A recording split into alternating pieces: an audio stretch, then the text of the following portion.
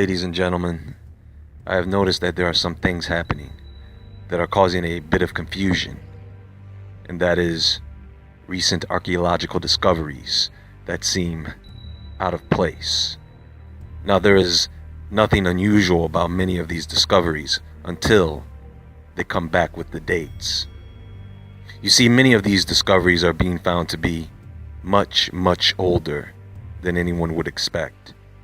And I suspect this is due to a growing issue, a problem you cannot see, but it is there, and it is causing people to question our human origins.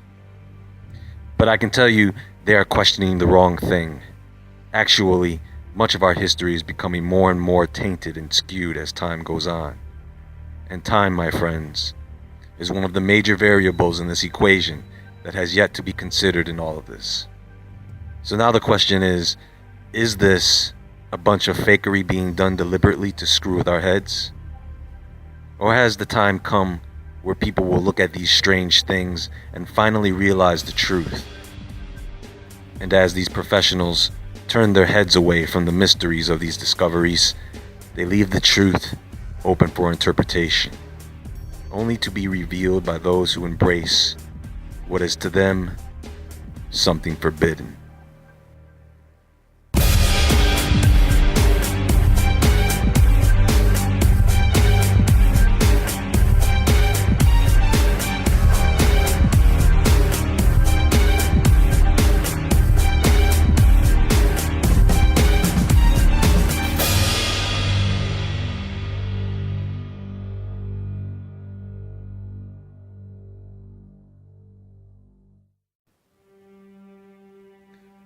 So based on our Georgian calendar, recorded human history began between 5,000 and 6,000 years ago. Within that recorded history, with the guide of other surrounding artifacts and ruins, as well as written documents left behind, scientists can date things with pretty good accuracy, using simple carbon-14 dating techniques. Let me explain this. Carbon-14 is a radioactive isotope that is in every living thing. It is spread evenly throughout the planet as cosmic rays hit the atmosphere, correct?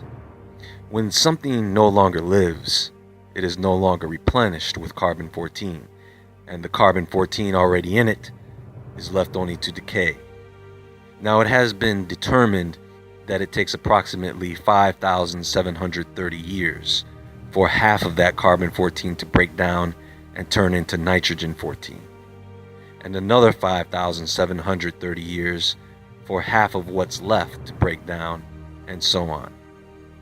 With the instruments we use today, this dating method is only good for about 50,000 years, but it is only really accurate under 5,000 years. You go back in time any further than that, without the confines of a civilization, without the guide of anything written down, and look, these scientists go out of control. I mean, they're going back 40,000, 200,000, 2.3 million, 50 million years, 500 million years, only to conclude that at one time this was the planet of the apes, which was once the planet of the reptiles, and before that it was probably the planet of the aliens. Now, folks, in order for today's dating methods to be anywhere near accurate, two things have to had remained constant forever. One, the frequency and the movement of celestial bodies. In other words, the pace of time. I do not think that we can assume that time has not expanded and contracted over the years. That would be to assume that every celestial body has always been moving at the same speed and distance always. And two, levels of radiation. Understand that radiation will increase the rate of decay in everything, living or not. That is what radiation does. It pokes holes in the atomic structure. It makes things old very fast. Radiocarbon dating, uranium series dating, this would all be good, but because of radiation, it is all garbage. Everything, it's contaminated. And you have to factor in the effects of electromagnetic radiation on the rate of decay. Look, they find these dinosaur bones, and they're highly irradiated. Now, they're so old that they use relative dating to determine their age. This is based on the age of the rock layer in which it was found, of course. Oh, but wait. When you do use carbon dating on these bones, guess what? You get a date. Oh, but mainstream archaeologists, the majority of them, they don't care. They need the support of their peers in order to get their work published. There are authorities that these scientists have to answer to. And when you start spitting out science that supports the existence of aliens or God that is not within their guidelines of how to do that, what to present to the public and what not to present, then good luck. If you want your findings published, the only thing you can do now is write a book. Which is not really a bad thing for the author, because more people read those books than they do scientific journals. And this is really what forbidden archaeology is. It is about going outside the standard methods of study and practice. They don't want an Indiana Jones. They don't want to have to keep rewriting things, and they know the type of controversy it causes. And most scientists within their own careers do not want to go down that road and deal with that.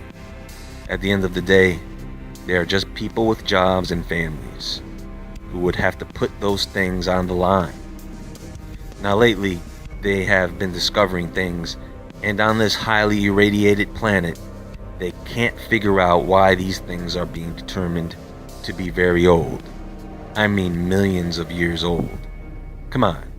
You've got radiation from the sun, magnetars, neutron stars, volcanism, machines like the ones you find at CERN and HAARP put out radiation, all these leaky nuclear power plants, radiation here, radiation there, and you expect to come up with an accurate date for a fossil?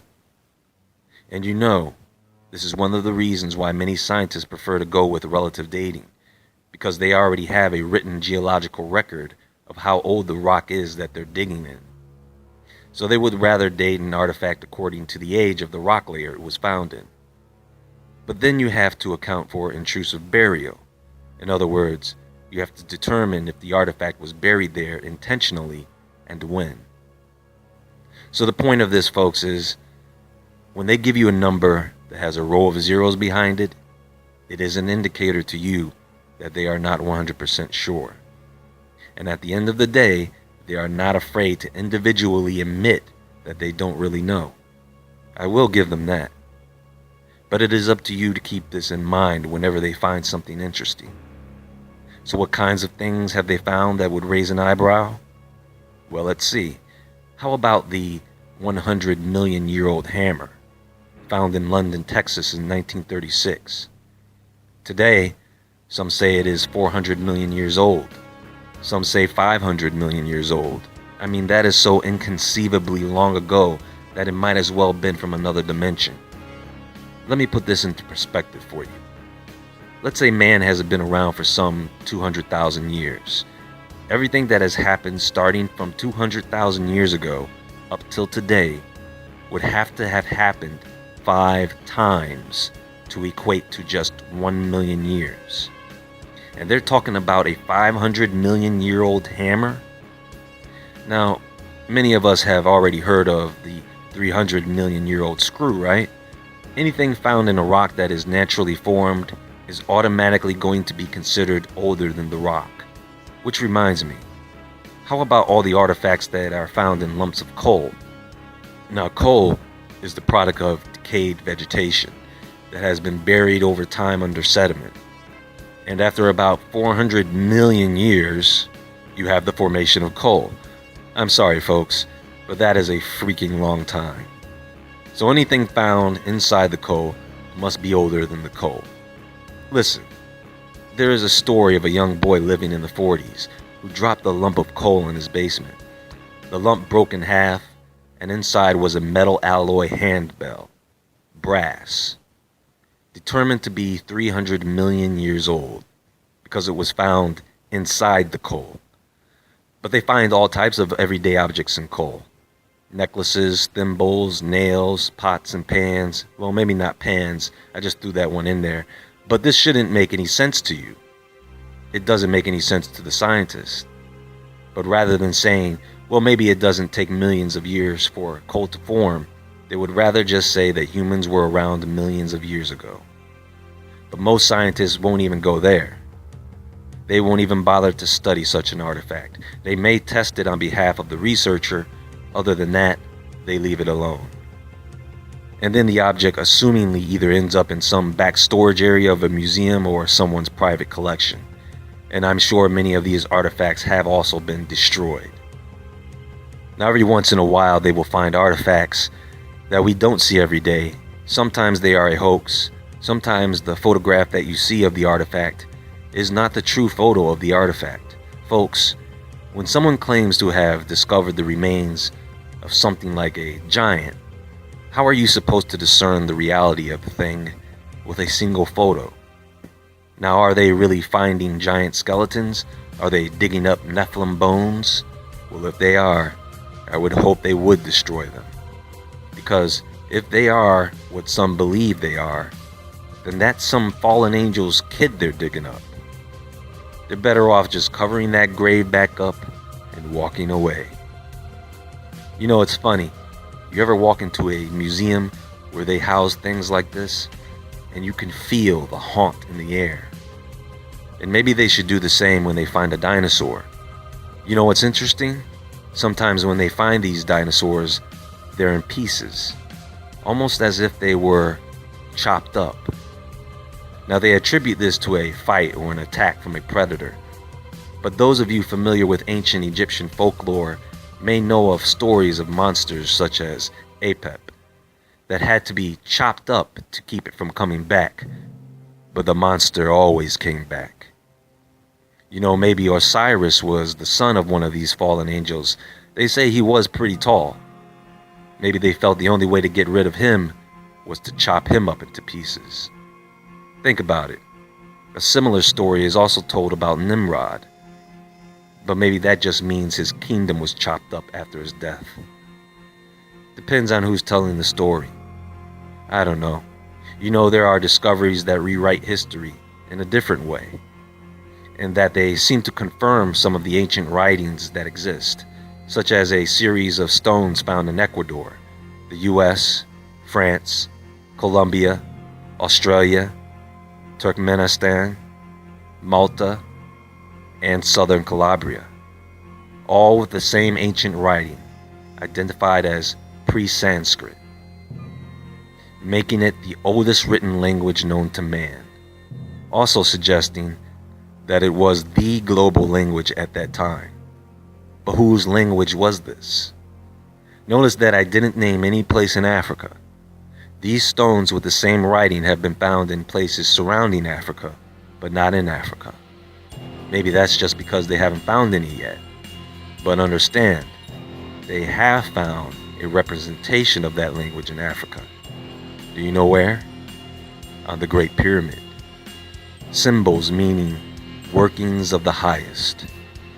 You know something else?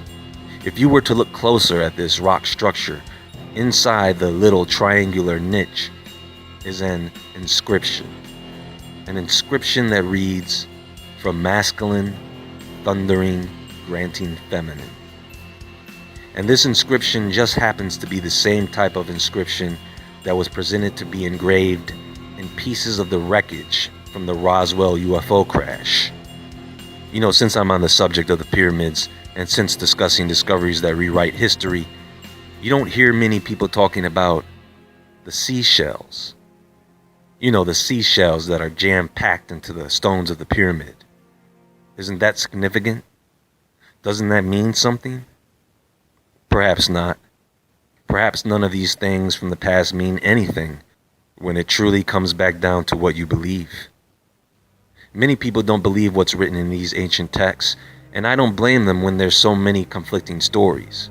Folks, you are going to be exposed to things that will change some of the things that you thought were supposed to be true. And they are going to keep finding things that turn out to be very old, and I can bet that it won't be because it is very old, but because something is making it appear that way under examination. And if that is the case, if an increase in planetary radiation is causing that to happen, then what is it doing to us?